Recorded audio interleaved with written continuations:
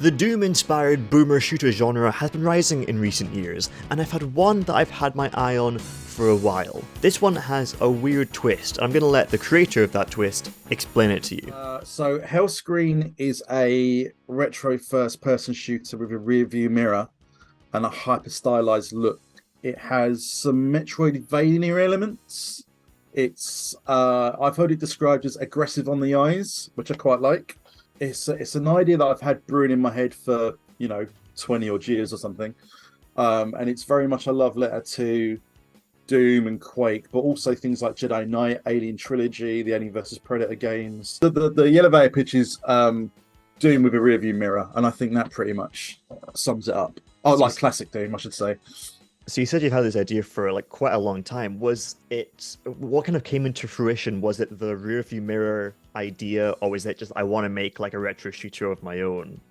I think I was about 15 or something. I got a PS1, and it came with Alien Trilogy, and I loved that game. But the minute I played Doom on the PS1, I really wanted the atmosphere of Alien Trilogy with all the aliens and the Geiger stuff, but with the speed and the action of Doom, because Alien Trilogy is quite a bit slower.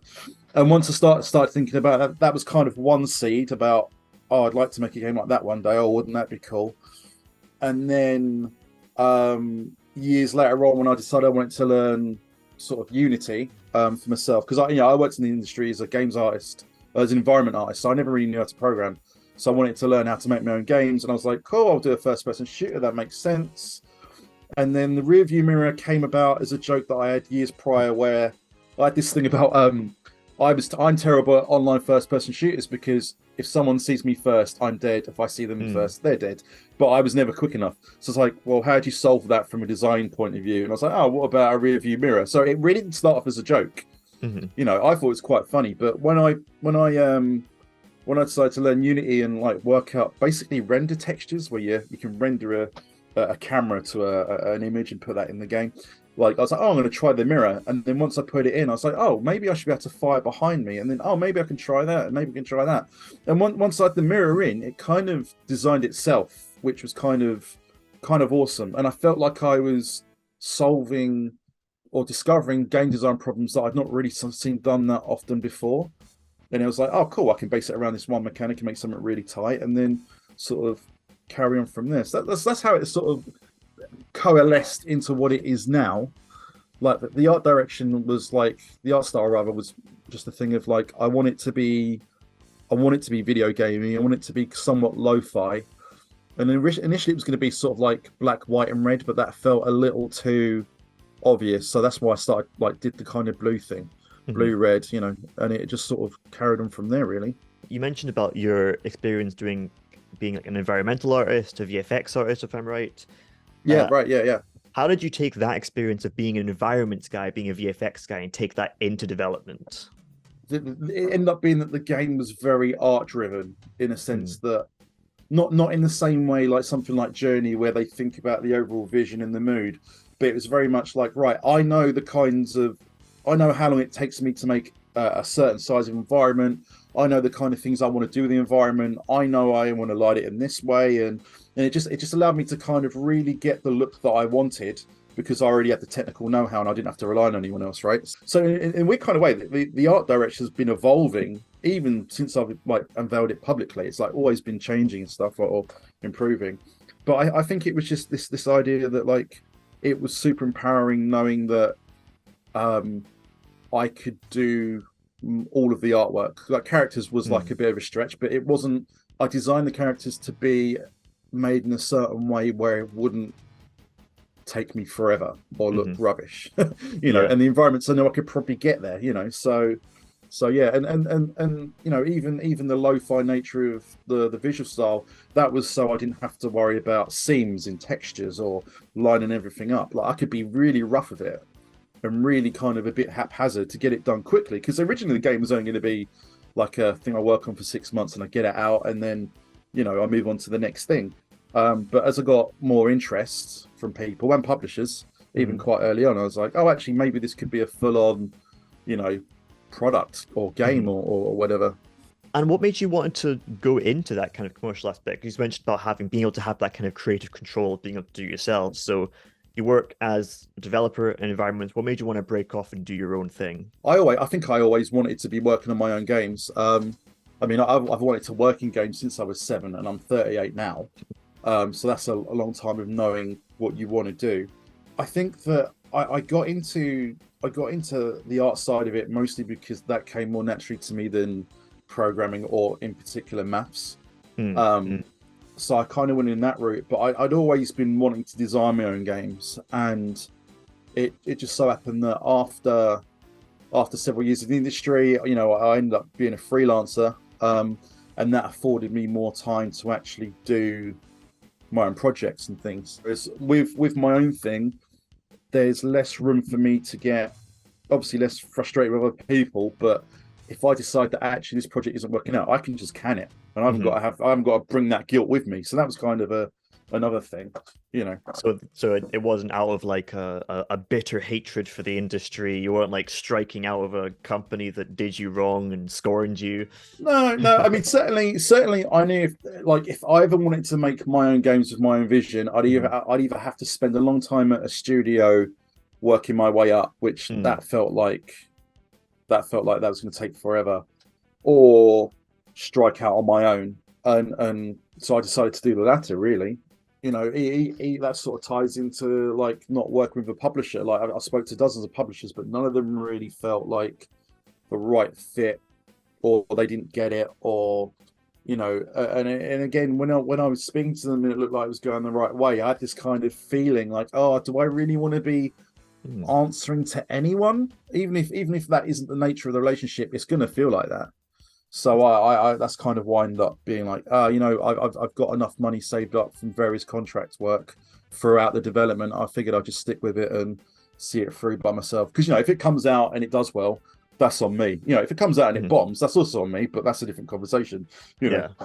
Well, that's quite interesting because there's a lot of developers like yourself who would maybe get enraptured in these kind of publishers that are interested in their games and taking any kind of deals they can. And I've also heard from other people in the industry saying like, you don't need a publisher, you don't need this, you can do this on your own. They're going to be taking X, Y, Z. So like, what would you say to an indie developer like yourself, who maybe doesn't have as much industry experience, who might be interested in getting a publisher, and if they might want to go your route and go, actually, no, I can do this by myself? That's a good question, because I'm not even sure I've worked it out myself. But I feel like, I think like with publishers, I think it's important to do your homework on them, see what they put out, see how well those games have done. If you know anyone that's worked with those publishers, reach out. Even if you don't know them, reach out anyway. I probably won't work with a publisher unless I have to, just because it frees me up, and also I get to learn what they do anyway. And I think if you're new to the industry, let's say you're fresh out of uni, and there's not an immediate need for money, which is that's a big factor when it comes to a lot of these conversations. Just work on your own stuff, put it out, and keep doing that. I think just as a general notion, I think the best way to get into the industry is just to make games. And I think if you aspire to kind of be successful with an indie career, which is hard, it's very hard, and I'm not even sure I'm going to crack it, but then I think it's just the case of just trying to make the best decision you can at that time with all the information you've got. Just make sure you're getting that information. We'll talk about making games. I guess I'll get back into the game itself and Hellscreen. I wanted to ask about different elements of Hellscreen, because you're currently, the release is around the corner, which we'll get to about how we're feeling about that. But there's loads of elements in this game. I think it's something that you're making with a lot of love, putting a lot of attention and care into. Are there things about the game that you think that you love, that you think people might not notice or appreciate in the game? It's a difficult thing when you make a game, because you try, and it's very easy to over-engineer something and to put, especially with something like Hellscreen, which is like it visually stands out, and the mirror really can mess with people. Like you don't want to overload the player. So I think, for episode 1, there was going to be a lot more weird, non-Euclidean, I think is the phrase. Is that the like level geometry and things, like sort of TARDIS type environments and impossible spaces. But I took it out because I'm like, this is too weird. This is going to overload people. So I've tried to make, to that point, I've tried to make everything that's in there a little bit more surface level and notable. Well, but I just find it quite interesting about you saying about other retro FPS kind of Doom-esque games of the same genre that are coming out like around the past couple of years or so. Do you find it kind of odd that's maybe in some kind of osmosis that's happening now? Because like I said, you've been thinking of this idea for ages, and also Geiger, you've got Scorn that came out during the Geiger Yeah. thing. Oh man, let me tell you about that Scorn thing. My God, when I saw that announced, I shit myself. I was like, oh no, you kidding me? Like, and I was like, it's okay. Because the other thing is that like I was like, right, Scorn's got this. I'll come back to this question, but this is like Scorn's got this beautiful, beautiful look. And I feel like, if I had a AAA team, would I make something like that? Maybe, yeah. I don't know. And I was like, cool, well, they look like they're doing a different thing to what I'm doing. There's just some thematic overlap. And I thought it was going to be a problem, but I spoke to a few friends and like a couple of journalist friends. Like, no, don't worry about it. But then Scorn announced that they were releasing in October, and that was my initial date that I was going to release Hellscreen on. Oh, wow. And I was like, "You have got to be kidding me, right?" Because I was like, "All right, cool. Like, if they're if they've got some overlap in terms of the Geiger thing, it won't really matter because they'll be released weeks apart." And then it's like the same day, and I was like, "It probably still won't matter as much because they are very different genres, and I think they look quite different." But I was like, I'm not going to chance it. I'm going to push the date back. And then it ended up being that I needed more time anyway. So it's sort of lucked out. With the rise of the boomer shooter, I think of like boomer shooters as kind of, to me, the game that kicked off was probably Dusk. That was the first one I remember. Devil Daggers and Dusk, right? And I think that there's a lot of shooters that are coming out now for a variety of reasons. I think mostly because like Dusk brought it back into the zeitgeist. Also, like, the tools have been just getting better, like Blender and things like that, just make games development so accessible. But also, like, YouTube's, I guess, has always been big, but there are so many resources out there to get going. And I think that has just kind of opened the doors for people. And I think, like, because a lot of these games are very much based on Dusk and Quake and Doom. So I think there's just a lot of people just wanting to make spiritual successes. And also, these games aren't, they've done very well. They are still somewhat of a niche. I don't think they've quite hit the mainstream yet. At least there's dozens being released like every year. But I don't know what it is about that genre which has become massively popular. But perhaps it's just the combination of like tech and resources and YouTube and all the rest of it. The last thing I always do is I want to say, what do you want to say to plug the game to folks? Let's see. Hellscreen comes out March 9th. I think it's a lot of fun. There's going to be some surprises in there. Tell your friends, tell your wife. Tell your wife. Tell your wives. Well, tell your wives. I don't know if you've got multiple wives. I don't know. That's your business, not mine.